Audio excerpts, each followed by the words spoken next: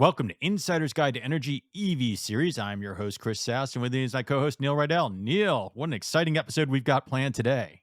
Yeah, this is one which I think everyone's going to be listening carefully to because this is the one that I kind of grew up on as I was learning the world of renewables, which is what are people saying about the growth in this market? What are people advising us to do?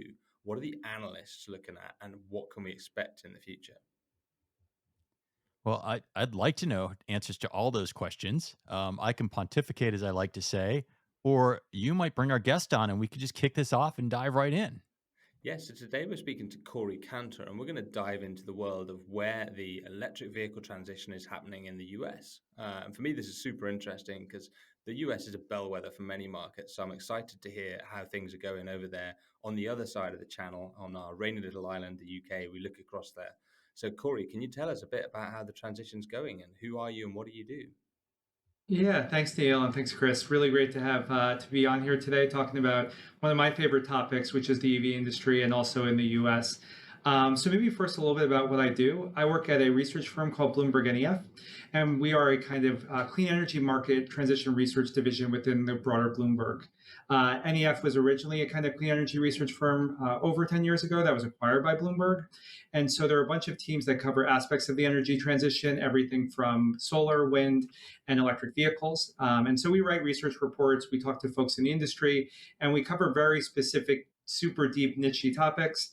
And so I have been working on the advanced transport team for over 4 years now, and really focusing on global electric vehicle policy as well as the North American EV market. And in terms of where the US is at, it's kind of like if you look at a glass either half full or half empty, depending on who you talk to. If you're looking in the news anytime over the past month or so, you'll see things like the EV growth is slowing. What is going on with the industry? Is this the end of EVs? And of course, I'm maybe paraphrasing a bit, but there's been a lot of kind of discussion around where the space is. We at BNEF have data on a monthly basis and a quarterly basis. And so what we found is through the first 3 quarters of this year, the EV sales are about up 54% year on year for both BEV and PHEV combined. And for fully electric vehicles, about 55%. But of course, we have to see how the end of the year goes. And so we're always pretty data driven to see how things are changing. So we're not following too much of the noise. But I think as we'll talk about, it's really on an automaker by automaker basis to kind of answer that question. So that was a cool intro. Thank you very much. I mean, the bit that strikes me is when I started looking at the world of renewables. Yeah, it was slightly nichey. It was the beginning. It was early. It's small. Is that where electric vehicles really are? Is it still a very niche topic, or is there something in here that's actually really growing at quite a rate? Oh yeah, it's no longer niche. I think we're leaving early adopter phase and getting into the beginning of the kind of mass market consumer product. So we had about 10.5 million passenger EV sales last year, and folks on the pod will hear me saying EVs. I mean both battery electric, so your Tesla Model 3s, and plug-in hybrid electric vehicles, which is your Toyota Prius Prime, for example. So yeah, we're in every market just a little bit different, but we're no longer just a couple of GM EV1s or Tesla Model S's or Roadsters on the road. But I think that's different than being like things are in Norway, where it's a mass market product, 90% EV share of sales on a quarterly basis. I think we're in the transition and we're in it at different points, depending on if we're in the US or the UK. The UK is a little further along. Even US states are a little different too. To help me understand the size of the US auto market. So you gave some numbers, but that's really not relevant to me because I don't know if that's out of 10 million and one cars sold or out of, 100 million cars annually sold. What number of vehicles are sold new each year? Yeah. So when I was saying 10 million, that was a global number for all the EVs sold.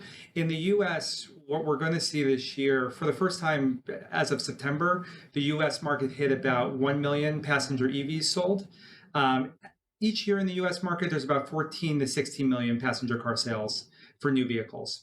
So US EV share of sale last year was about 7.5%. This year, through the first 3 quarters, we've been at about 9.3%. So again, continuing to grow.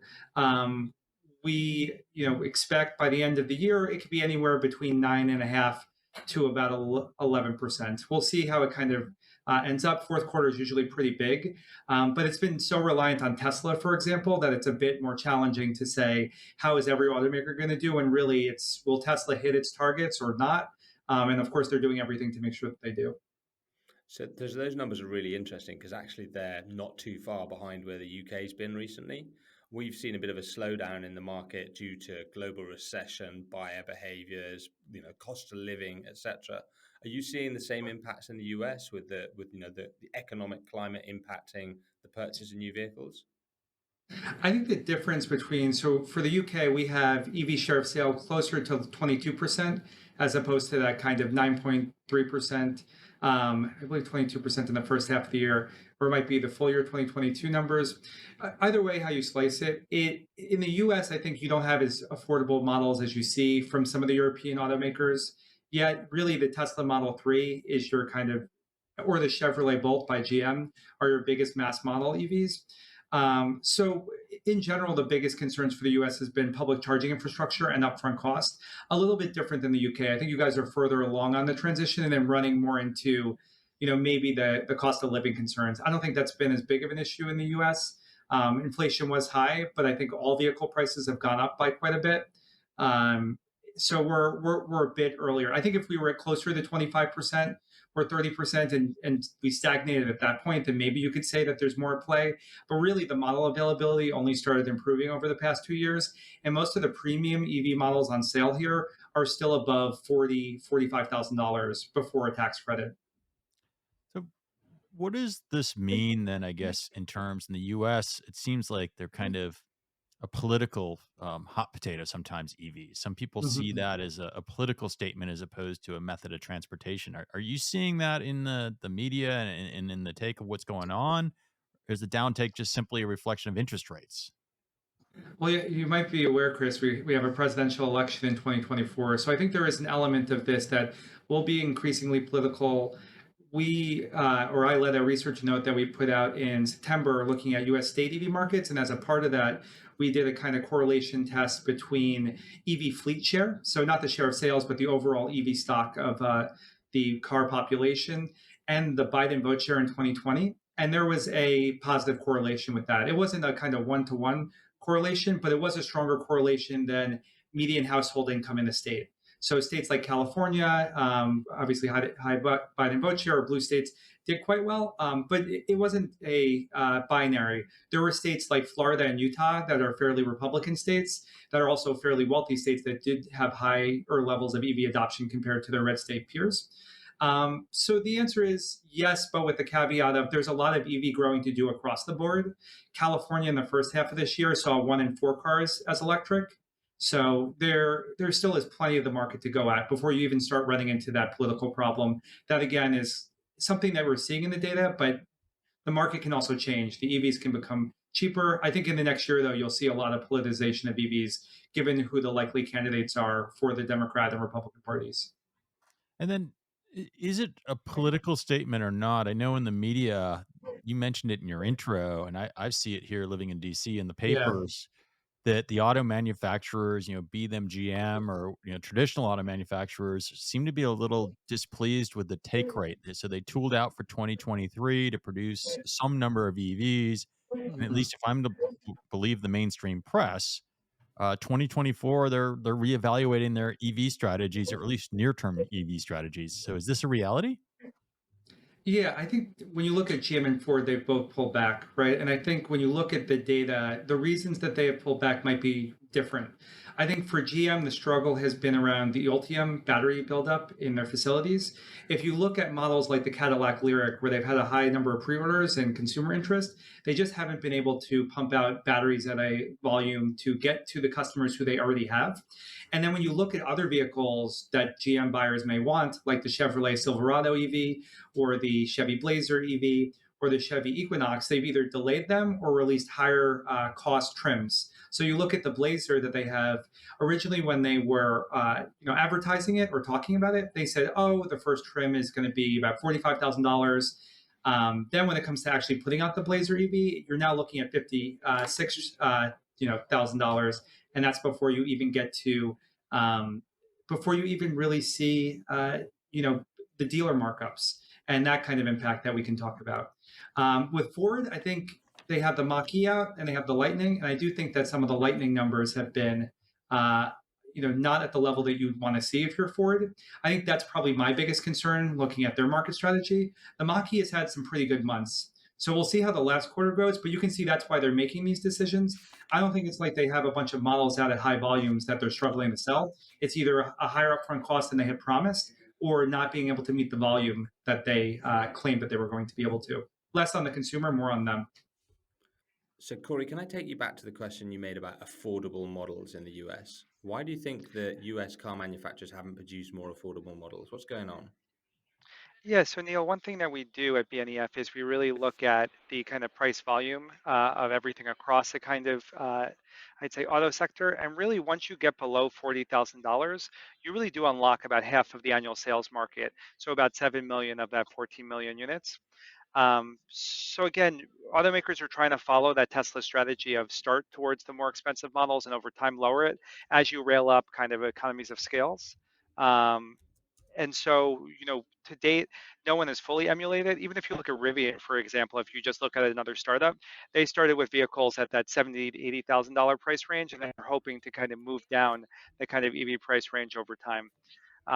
So essentially, we'll see, but really only GM with the Chevy Bolt has been able to get there at this point, Do you and see a they're taking a change in major the loss.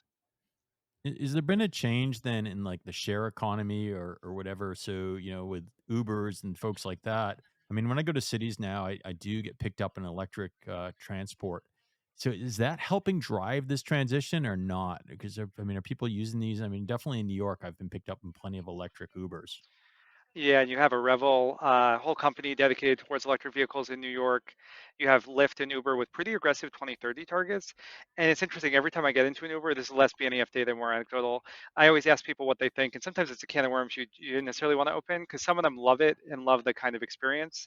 I think people who are doing more of that inner city driving, the people who do a lot of airport trips, I think are more frustrated sometimes with just the state of public charging. And I think that's a common theme you hear, not just in the kind of intelligent mobility space, but really in the US at writ large, that there's not enough fast charging, not enough public charging. And for these guys, every trip is actual income. So if they have to wait around, even if they get the benefit of charging versus gasoline cost, you still lose a couple trips if you're at a slower charger. So that becomes quite interesting because it then opens up this idea of business versus personal purchase. Who is it that's buying these electric cars at the moment? Do you see a lot of companies adopting them, or is it all being driven by individuals? Yeah, this is one big difference. And when you work at a global company, you learn about a really specific wonky policy called benefit in kind taxation, which is big in the UK, which is not as big here in the US. It's been more of a private consumer story to date. Now, it doesn't mean that state governments, the federal US government, are trying to get more of those electric vehicles, but we haven't seen the kind of one production at a high enough level where you need these people to pick things up. Um, so it's still been a consumer story, which I guess might be good for the industry, right? It hasn't, despite I think some of the claims that like, oh, government is just forcing this to happen. I think it's been more in the early stages, at least, based on Tesla's prominence and consumer adoption. As we head into the new phase, moving away from early adoption, that's where policy will make more of a difference. But up until 2023, there really hasn't been a ton of policy at the federal level. It doesn't mean that California hasn't been doing what it could, but that will change. Again, as we talked about earlier with politics, dependent on, in some respects, what happens next year, but even beyond that, I think at the state level. So, if it's not policy, it may be the OEMs and the offering. So maybe it makes sense to spend a little time talking through the perspective of the different OEMs and where they're at, Yeah. right? I mean, recently, once again, these pesky news outlets say things, and I listen and watch. For example, Toyota, the former CEO made some interesting comments, and so let's start with Toyota and tell me what are they doing? What's going on in the U.S. market with Toyota, and are they really in the EV game, or is their former CEO saying that maybe they should be betting elsewhere? Yeah, Toyota has like dipped a toe in the EV game in the US market. So I think they're very much at the beginning of this overall process. Um, They sell a couple of BEV models, the aptly named BZ4X, Beyond Zero 4X. They have a Lexus model as well. I think that is done pretty solidly. And then they have the Prius Prime and the RAV4 Prime. What I like to say about Toyota is they've talked about a kind of multiple drivetrain strategy conventional hybrids, plug-in hybrids, EVs, and fuel cell. And it's not like they've been firing on any cylinders in any of those particular categories, except for maybe your conventional hybrids. Um, so they made a big announcement that they're only going to be having the Camry as fully hybrid from here on out, no base ICE model, which I think is pretty exciting. But yeah, they're a laggard, and they've been saying things like, "Oh, we're going to go into solid state. We're going to have this great range and great batteries." But I think, as you can see from all of the automakers struggling, and by the way, it's not just to pick on GM and Ford, but you look at Volkswagen, for example, it's really hard to make electric cars and to switch 100 years of knowledge for a newer technology. So anytime someone says we're going to leapfrog without having the proof that they've been building it for a while, I think it warrants skepticism. So yeah, they're minimal in the U.S. market. I know I gave a long answer on their overall thing, but they're a non-factor to date. So if you go from the skeptical on the existing incumbents and then look at the guys who've come into the ring and are really punching above their weight at the moment, what's going on over at Tesla? So at Tesla, well, yeah, they are releasing the long-awaited, controversial Cybertruck in 2 days to at least 10 consumers. I actually went and saw the Cybertruck in person. If you're in New York City, it's down at the store in the Meatpacking District. And it's always interesting to go to either these auto shows and talk to people who aren't like us in the clean energy space, who read about EVs and the impact on climate all the time, and just see what people think. One, I will say, it looked better in person than a lot of the pictures I had seen. There weren't the missing gaps that you had seen reported about. It's really, really big. And I think part of that could be the structure of the design. They wouldn't let you touch it, they wouldn't let you go inside of it. And the people who I was speaking to were really nervous about what happens if you crash it? What happens if you have to fix it? There weren't really good answers on that, but there were a lot of truck enthusiasts who had never had an EV before who were just going there to check it out. In terms of Tesla overall, they have about a 1.8 million guidance for EV sales this year globally, and we're going to see if they're able to hit it. I think they need a pretty normal fourth quarter to be able to do so. But if you look at Tesla's models right now, really only the 3 and the Y are sold at high volumes. The X and the S have been reduced to kind of, I wouldn't say low volume car, but relatively low volume models in the kind of range of 20,000 or so, 20,000, 30,000 units a year. But in the US market, they still make up about 50 to 60% of the market on the each quarter. Sometimes they dip into the 40s, but from their perspective, things are still going pretty well. So why change? But Tesla seems to have had some price reductions in the last year. And I mean, at the Oh, big same time, time. we were getting some, $5 or $7,000 tax incentives to get an EV, and depending on what state you're in, you had state incentives. So why are the prices dropping if life is going so well? Yeah, I mean, if you look at it, Elon has said in various investor calls that the demand for Teslas are infinity, and it's just a pricing problem. I think that some analysts may suggest that maybe there's a demand issue if you have to continually lower prices. Back to the point I made earlier, that there is this kind of marketplace out there for these 25 to $40,000 cars that really isn't being tapped, and I think the Model 3 now fits nicely into that space. So what Tesla is doing is logical, and what they can do that other automakers can't is they have this ability to, reduce prices to increase demand to some extent because they've built up economies of scale. If you look at other automakers, the reason why GM is ending the Bolt for a period of time is that basically they don't want to lose that amount of money on every vehicle. If you look at other automakers like Lucid or Rivian, even they're still losing money on all their vehicles. So you have to kind of reach. I've used this line before. This idea of a kind of valley of death for electric vehicles, just like you see for kind of clean energy startups. You got to kind of make it to a place where you're making profit on each model, where you have enough factories and workers who are skilled who can kind of output EVs at a high rate, and then you can kind of begin to control what the prices are. Tesla made a killing during the pandemic by increasing the price of the Model 3 and the Model Y. At one point, the Model Y was about $65,000 in the US for not a very premium car. Now it's back in the kind of high $40,000 range, but it just shows what Tesla is able to do to adapt. Now, it doesn't mean they don't have any issues. It doesn't mean that the Cybertruck is going to be a success. They put a lot of money and time into it, and if the Cybertruck doesn't go well, then you might, be on in 6 months saying, "Wow, it's been 4 years since Tesla launched the model that people actually want to buy at high volume." But for now, we're going to see how things play out. And of course, they've been teasing their cheaper Tesla for a couple of years now, and that's something I think that would be welcome in the marketplace. And the Cybertruck and the cheaper Tesla, both nice things to get. But one of the things that we've been watching, obviously, is these big HGVs rolling off the front of the Tesla factory. Trucks seems to be something that's really moving in the US. How much has Tesla influenced that? Trucks in terms of, you mean your medium and heavy duty trucks or your, yeah, I mean, that's another interesting point in terms of the semi, which again, Tesla both in some ways it's almost like the things that Tesla does really well doesn't get enough attention, and the things that they bring a lot of attention on aren't doing as well as maybe I would hope. So the Semi was launched about a year ago, and we really don't have a ton of data on how many they've actually sold. Pepsi has been their early partner, and obviously taking away a internal combustion engine truck and switching over to electric has major climate benefits. So it's something the industry needs. In terms of actual success, we've seen more on the kind of van side to date. So if you look at Rivian's vans, the EDV that they've made for Amazon, and no longer just for Amazon, as well as Ford E-Transit, it's been doing pretty well in the early stages. We see more commercial EV activity in China and a little bit in Europe to date. So in the US, the market is actually quite nascent. But you mentioned policy isn't maybe all there yet, but if I think of the semi and the electric vehicle, I think of California's regulations and Yeah. the need, right? So they may not be terribly worried yet because the nation may not have the infrastructure to have electric trucks everywhere, but California is certainly running headlong into that, right? Yeah, and Chris, I can't believe it. That kind of just rung a bell. We've gone, a good amount of time talking on the U.S. market, and I haven't mentioned the Inflation Reduction Act, which was the climate law passed last year by Congress and signed by President Biden.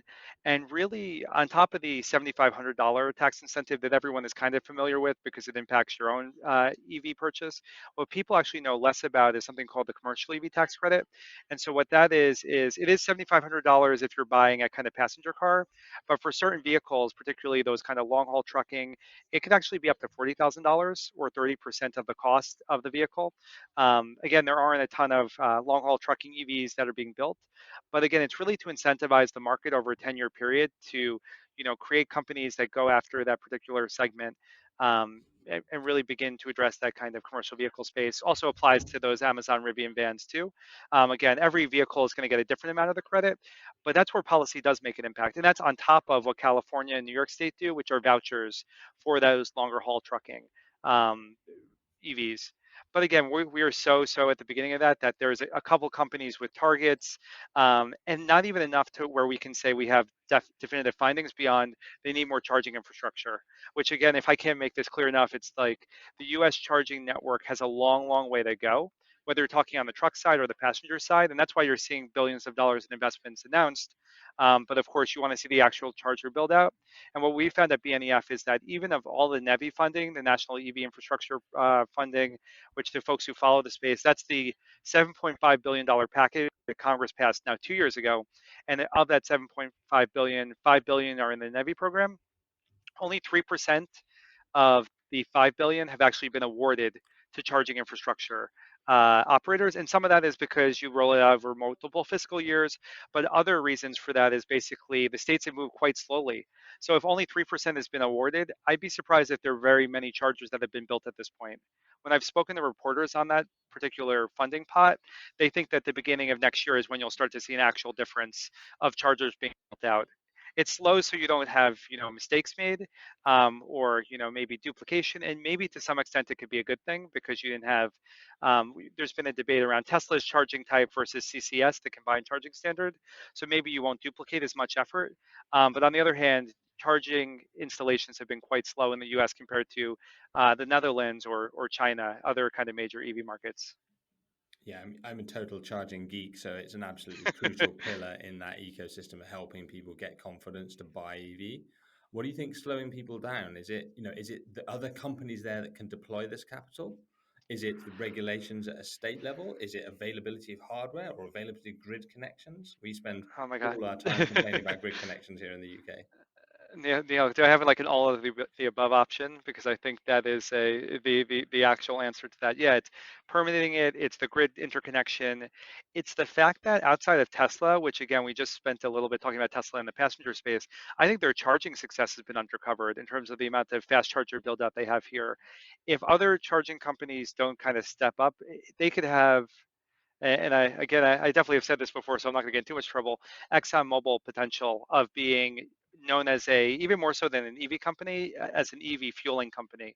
Now you've had other firms here like Electrify America or EVgo, um, ChargePoint have some success, but also a lot of issues. And really, a lot of those issues have been around uptime. So less about the chargers that they've built out, but the speed. And then just like we were saying about the articles in the press around um, automaker movements, there's also been a lot of criticism of, oh, I went to go visit a charge point or an Electrify America charger and it's not up, or what are our uptime metrics. Now for the federal funding, they're going to be really stringent uptime metrics, but for your general charger there isn't. So consumers have been frustrated by that as well. It's messy. I think, yeah, one takeaway here from the overall US EV industry is it's messy, but there's a lot of potential there for different OEMs and for different charging network operators if they're able to kind of gain that advantage. I think to date, only Tesla here really has on both the charging side and the EV side. Although there's a few other EV companies on the OEM side that have done better in the past year. So get the charging infrastructure, the policy. We've touched a little bit on the IRA. Um, IRA also has a good bit about bringing onshore a number of things. Yeah. Maybe you want to touch on that and how that impacts this conversation. Yeah, Chris, honestly, a great question because we have put out research on that. And what we found is between, let's say, the day that the IRA was signed, which was mid-August 2022, and really just about the beginning of this month, there have been over $100 billion in investments in the North American EV supply chain. So that's US, Canada, and Mexico. And that's from everyone, from your Toyotas to your Hyundais to your Stellantis, GM. You even have Tesla with its Mexico facility, but not just the automakers, but battery manufacturers like SK On, LG. You've got goodness, Samsung, really everyone kind of chipping in to kind of take a piece of that growing EV pie here. In terms of the actual market impact, and this is why I always tell people to kind of look big picture and not focus too much on this is what the article said about last week or this month or next or even the past quarter. It is you won't see the impact of these investments until the earliest the second half of next year. That's when factories like Hyundai's factory in Georgia is slated to come online. And once they're building here, it's a bit easier to ship here. You don't have to send it from overseas. You get some savings that way. Now, labor costs might be higher here, so there is a bit of a give and take. But all of the investments announced, we start kind of modeling them as having an impact in 2025. So even in a year from now, if we were to all like have a conversation again, the marketplace could look a lot different. Given, Hyundai coming over here, you've seen other folks, saying that they're going to take the U.S. market more seriously starting next year. And again, as we've seen with the big three, just because you put money in doesn't mean the execution will be where it needs to be. But with all these actors saying we think the U.S. is a viable market, some of them are going to win out and take advantage of the opportunity here. And the IRA, given not only the EV tax credit, but something called the battery production tax credit, which is, I think, heavily under discussed, has been a heavy incentive to move your battery production here. And in fact, most of the $100 billion that I just cited before is in battery manufacturing. So one of the things that I watched recently was a short video from Roger Atkins, who was a previous guest on this show, and he was Mhm. reviewing Chinese models coming into Yeah. Europe in the Amsterdam Fully Charged show. Are you guys seeing Chinese models arriving in the US? Not in the same way. I think in Europe we've seen BYD, for example, doing quite well, and some of the Chinese startups looking to get into Europe. And you've seen the European Union, in fact, kind of push back, saying these are heavily subsidized vehicles. We're going to look into it. In the U.S., because of things like particular tariffs that make it hard for China to sell vehicles here, it's not as attractive as a market. There is a big provision in the IRA that has yet to be defined called the Foreign Entities of Concern provision that actually invalidates the $7,500 EV tax credit. If there is a certain level of material from what is deemed a foreign entity of concern, most people think that there will be, China or Chinese linked companies within that term, but it's hard to talk about until they actually put it out. But the point is that it's not easy. And if you're a Chinese company and your vehicle may not get the credit, it's hard to strategize if you should onshore to the US. We have seen, for example, Ford partner with CATL and license their technology in a forthcoming battery plant for LFP, lithium iron phosphate batteries, which again, yeah, we could go on for like an hour talking about different chemistries and the impact there. Um, but to your original question, where I do think Chinese automakers could make an impact on the U.S. market is through Volvo. So Volvo, even though it's a Swedish company, is owned by Geely Group, and Volvo has been doing well in their EV share of sales in the U.S. Um, don't have the metric in front of me. I want to say it was somewhere in the 10 to 14% range in the last quarter. And they have the EX30 model, which is going to be launched at $37,000 coming next year. So again, we were talking about the sweet spot. They won't get the tax credit for that because I think it is built in China. But again, it just highlights that Chinese automakers may be coming to the US in a way that I think the news media is expecting BYD. BYD may choose to come at some point. NIO may choose to come at some point. And BYD is actually here in terms of the electric buses. But if you're a Chinese OEM, you're going to have to think about not getting any tax subsidies and maybe even paying more in terms of a kind of premium. Again, open story. And I think we've seen BYD in Mexico. We've seen BYD pretty much everywhere, but not to date being a factor here in the US passenger car market. Now, let's change gears a little bit. You mentioned earlier in this interview, we talked about states. I threw Yeah, California out there. I think Texas has got some stuff going on. I think in your intro you said things are vary by state to state. What do you mean by yeah. that? Yeah, so basically, I think the longest time in this analyst job, and even though I've only been here, close enough 4.5 years, I feel like it's almost been like a high school of education of like the world changing in a dramatic way. I'll kind of put it this way. When I first got to BNEF in 2019, the US EV share of sale was about 2%, and the first half of this year was 9%. Um, so the market grew by about 4 times in about 4 years. And what you often hear is, well, isn't this just a California story? Isn't it California like here being like Norway and everywhere else, kind of just in the low percentage? And so, in the research that I led, what we found is essentially a couple states have now kind of ascended to higher than the national average in a real way. So, you look at Colorado, you look at Washington, you look at Oregon, and they're now approaching around 1 in 5 vehicles as electric. So, anywhere between 16 to 20% of quarterly sales or in the first half of the year um, were electric cars. I'm from New Jersey. New Jersey saw in the first half of this year about 13% EV share of sale. So did Massachusetts. And so what do those states have in common? Well, a lot of them follow California's fuel economy standards or California's zero emission vehicle program.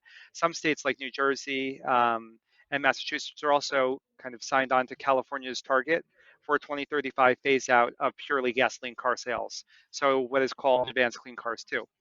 Now, it's not just states that follow California. I think what was really surprising to me was the state of Nevada actually had 12% EV share of sale in Nevada, and that's with no state subsidy. Now they do, have Tesla's factory there, but it just goes to show that it's not every state market has to almost be seen as maybe a country. Now, you guys mentioned Texas. Texas is lagging that national average by a little bit. I think more in the 6 to 7% range. New York State, where I'm based now, given the charging infrastructure challenges of New York City, is below the national average. Illinois also, struggling with EV adoption, even though you would say, based on our earlier talk, oh, blue state must be good on EVs. Not quite. It also depends on how dense it is, how charging build out is. Illinois only had a subsidy for EVs at the state level maybe a year ago. New York has had a $2,000 subsidy for a while, but clearly that hasn't been enough to offset maybe some of the charging challenges and the parking challenges. So again, every market has to be treated differently, but I think the biggest misconception is that California is way out here, kind of pie in the sky, and everywhere else is not interested in EVs. And really, there's now states in kind of different tiers of EV interest. And then, of course, you do have some red states that are more at about 2% or less kind of EV share of sale. And maybe that changes, maybe not, but those markets are quite small. One of the things that I don't know a huge amount about sat here in the UK is this dealers question, direct Yeah. sales and non-direct sales. You seem to have some peculiar approaches. What are they and how's that impacting the sale of EVs?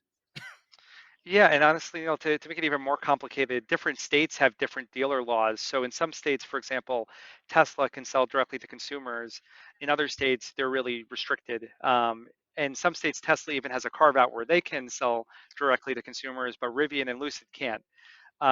Basically, dealership laws encourage people to go into a specific franchise, meet with people. Ford kind of, gives their vehicles, for example, to dealers. Then dealers can sell those cars or EVs.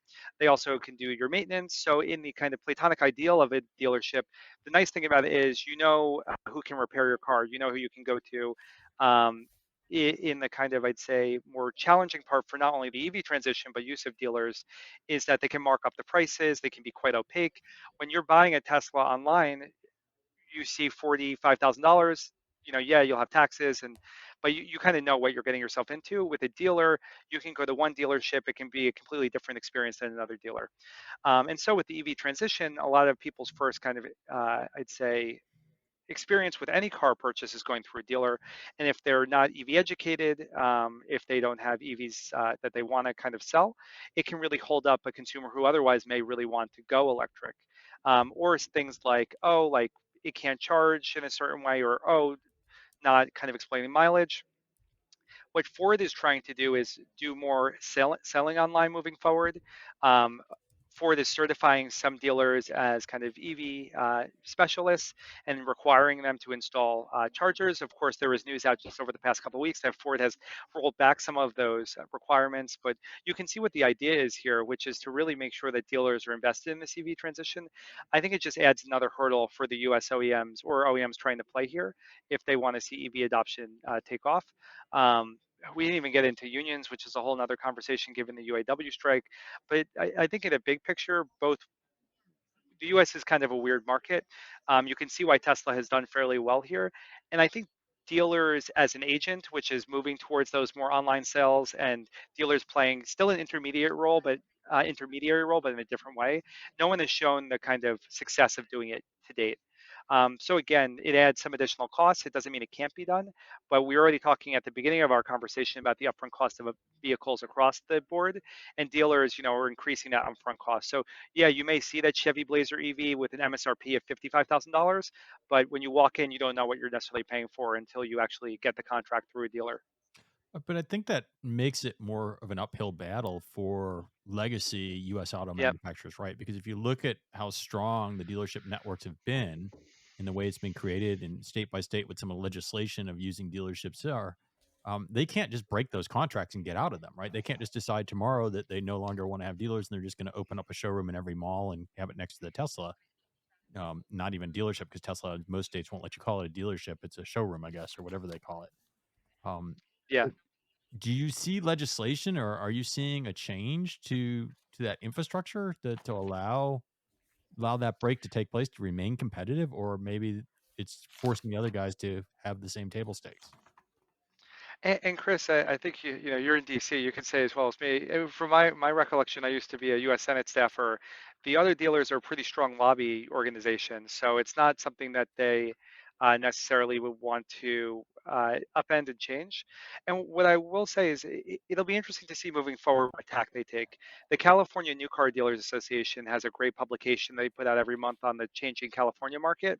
And given how many Californians are interested in EVs, there's kind of an element of you have to find a way to play ball in the state.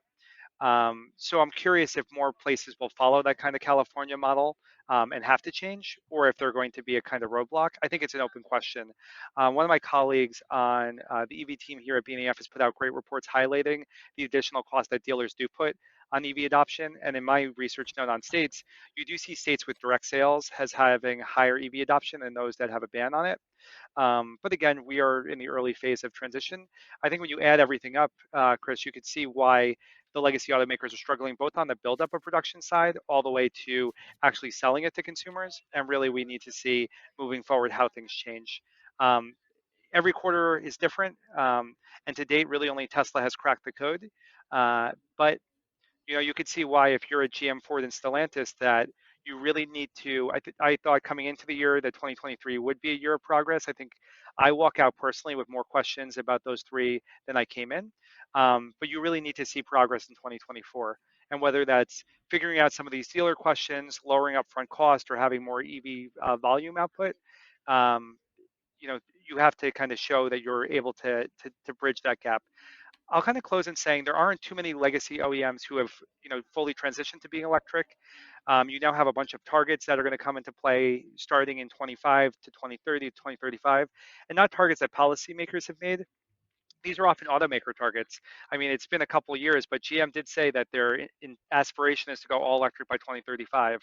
Volvo just this year recommitted to 2030 being fully electric, and Mercedes-Benz also has aggressive EV targets.